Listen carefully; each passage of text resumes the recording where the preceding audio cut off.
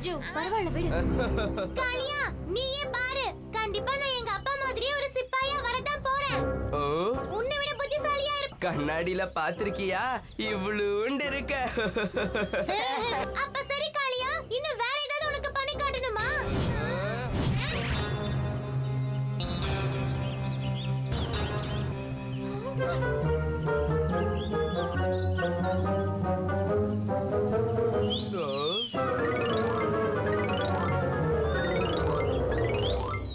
பாத்தியா, உன்னோட உருவத்தை வச்சு ரொம்ப கர்வமா பேசனல, இப்ப இத பண்ணி காட்டு பார்க்கலாம். ஆனா மரம் உடைஞ்சு கீழே விழுந்ததுன்னா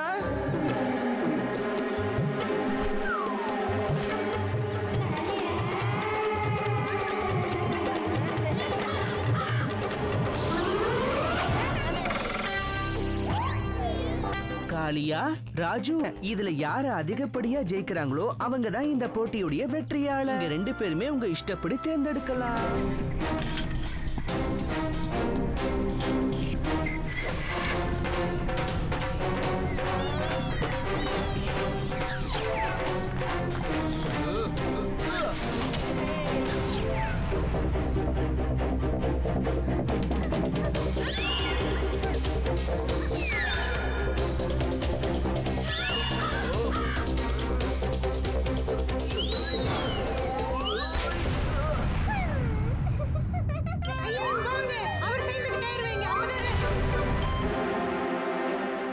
இதுதான் கடைசி போட்டி.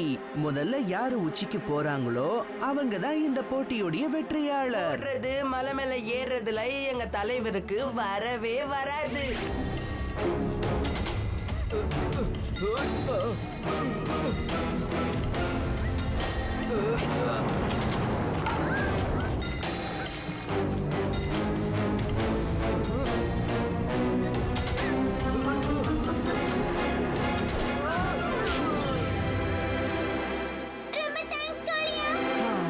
சரி சரி, நன்றி எல்லாம் இருக்கட்டும். இப்போ மேல எப்படி ஏறி போறது முதல்ல அத சொல்லு.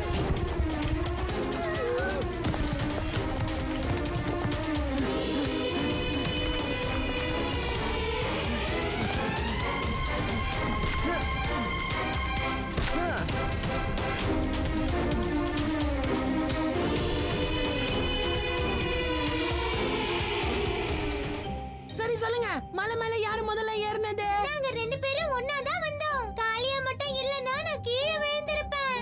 ஆனா எங்க காலை வச்சு ஏறணும்னு ராஜு மட்டும் சொல்லலன்னா நாங்க எப்பவோ கீழே விழுந்திருப்போமே. அதெல்லாம் போகட்டும். இப்ப யாருதான் ஜெயிச்சது? உங்களுக்கு இன்னுமா புரியல? ரெண்டு பேருமே வின்னர் தான். ஏன்னா இவங்க ரெண்டு பேருமே இப்பதான் நல்லா புரிஞ்சுக்கிட்டாங்க. அதாவது எந்த ஒரு வேலையையும் ஒழுங்கா முடிக்கணும்னா அதுக்கு சக்தியும் தேவை, கூட கொஞ்சம் புத்தியும் தேவை. ரெண்டும் ஒன்னா செயல்பட்டாலே போதும், யாரா இருந்தாலும் ஜெயிக்க முடியும். ஓ, இப்பதான் புரியுது. இத சொல்றதுக்காக தான் நீ போட்டி வச்சியா? அதாவது ஒருத்தருடைய புத்தியும் இன்னொருத்தரோட சக்தியும் ஒண்ணு சேர்ந்தாதான் திறமைய வெளிப்படுத்த முடியும். அதேதான், ஒரு நல்ல சிப்பாய் கிட்ட இந்த ரெண்டு குணங்களும் இருக்க வேண்டியது அவசியம்.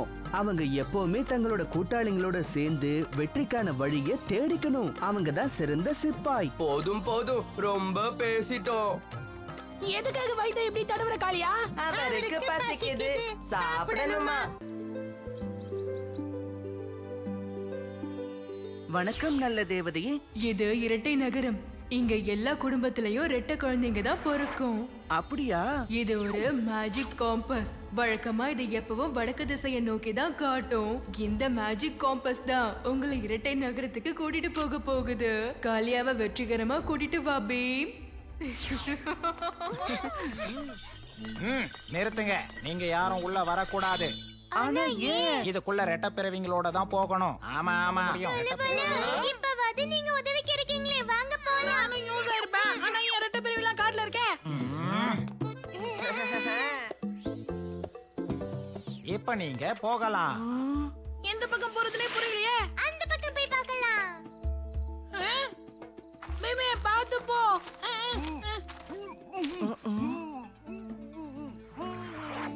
நாளைக்கு விடிஞ்சதும் நாம நம்ம ஊருக்கே போயிடலாம். ஏன்னா இந்த ஊரை பத்தி நம்மளுக்கு எதுவுமே தெரியல. இவங்களுக்கு ஒரு பாடம் கத்து கொடுத்தே ஆகணும். ஆனா இப்படி இல்ல, எல்லாரும் கொஞ்சம் கிட்ட வாங்க. ஏய் டோலு போலு, இந்த வேலையை உங்க ரெண்டு பேரால மட்டும்தான் செய்ய முடியும். நீங்க ரெண்டு பேரும் போய் இந்த கிராமத்துல இருக்கிற மத்த ரெட்டையர்களோட உதவியை கேளுங்க. அது வரைக்கும்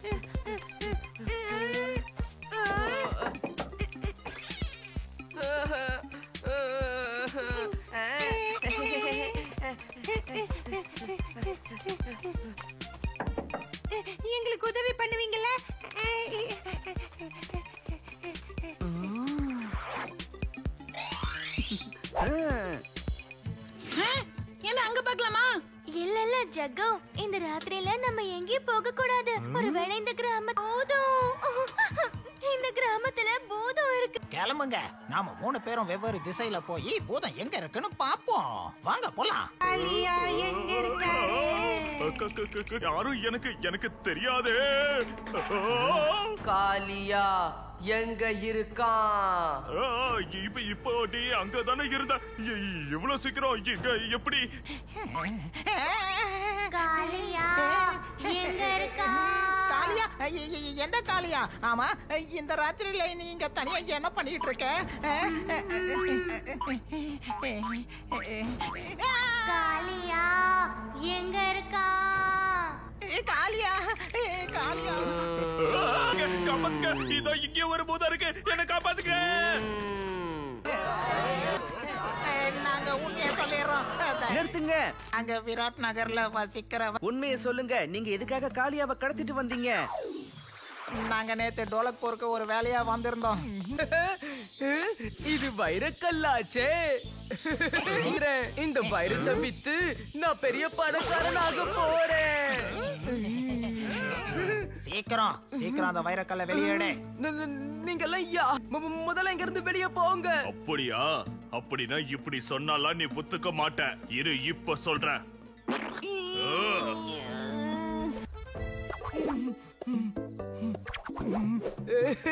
ரொம்ப நன்றி பீம். நல்ல வேலை இங்க காளியா கிடைச்சிட்டான். ஆனா நீங்க செஞ்ச தப்புக்கு தண்டனை கொடுத்தே ஆகணும். காளியா, சீக்கிரமா சாப்பிடு. அப்பதான் வைரக்கல்ல மகாராஜா கிட்ட ஓப்பன். ஆனா அந்த வைரக்கல்லு இதோ இங்க இருக்கு. சீக்கிரம் வா காளியா.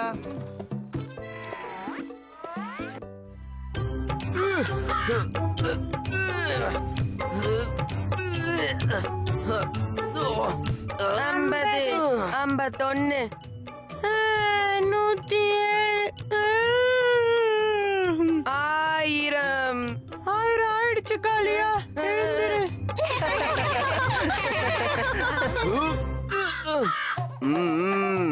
நான் ரெடி ஆயிட்டேன். போலோ கேம்ல கண்டிப்பா நான் தான் ஜெயிப்பேன். உண்மையான ஹீரோவை மக்கள் தெரிஞ்சுப்பாங்க. காளியா, கண்ணை திறந்துகிட்டு கனவு காணாத. கீச்சக், மண்ணு, நாங்களும் போட்டியில கலந்துக்க போறோம். ஏன் பயந்துட்டியா பீம்? பீம் யாரையும் பார்த்து பயப்பட மாட்டான். அப்படியா? சந்தோஷம். அப்படின்னா நாம இந்த போட்டியை இன்னும் கொஞ்சம் சுவாரஸ்யமாக்கிடலாம். யார் தோத்து போறாங்களோ அவங்க ஜெயிக்கிறவங்களோட காலை பிடிச்சு நீங்க தான் சாம்பியன் சொல்லி பாராட்டணும். ராஜு விட்டு தள்ளு. ஆமா ஆமா ராஜு, விட்டு தள்ளு. இந்த போட்டியெல்லாம் உங்களுக்கு சரிப்பட்டு வராது. நீங்க வீட்ல தூங்குங்க. மண்ணு, என்னெல்லாம் பேசணுமோ இப்பவே பேசிக்கோ. நாளைக்கு இதே வாயால என்ன நீ பாராட்ட தான் போற.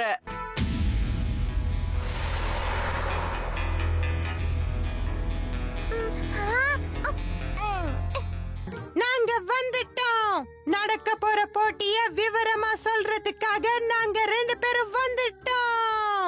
பாரசீக நாட்டு இளவரசர் தான் இந்த போட்டிக்கு நடுவர். டோலக்பூர் டீம்ல இருக்கிறது பீம், ராஜு, ஜக்கு, சுட்டி, அப்புறம் அபாரமான விளையாட்டு வீரர் காளியா.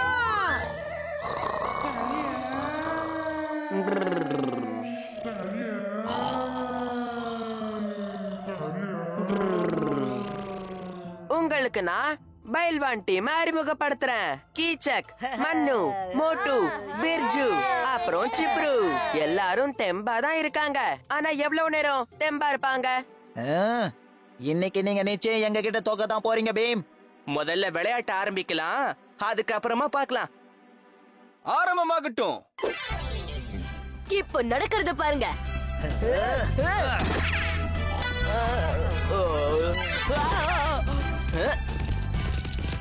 பீம் சுட்டி பக்கம் பால் அடிச்சாரு. இப்ப பால் ராஜு பக்கம் போயிருக்கு. பைல்வான் டீம் காரங்க பாவம் திணறிட்டு இருக்காங்க. ஜக்கு பீம் கிட்ட அடிச்சாரு. பீம் காளியா கிட்ட கோல் அடிக்கிறதுக்காக காளியாக்கு அற்புதமான சந்தர்ப்பம் கிடைச்சிருக்கு.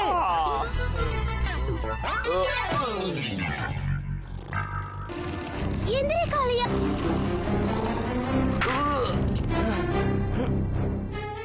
அதோ கோல் அடிச்சாச்சு. ஆயிடுச்சு. பைல்வான் டீம்காரங்க முதல் கோல அற்புதமா அடிச்சிட்டாங்க. ஏமாத்துக்காரன், வாங்க இப்போ நம்ம ஆட்டத்தை உங்களுக்கு காமிக்கலாம்.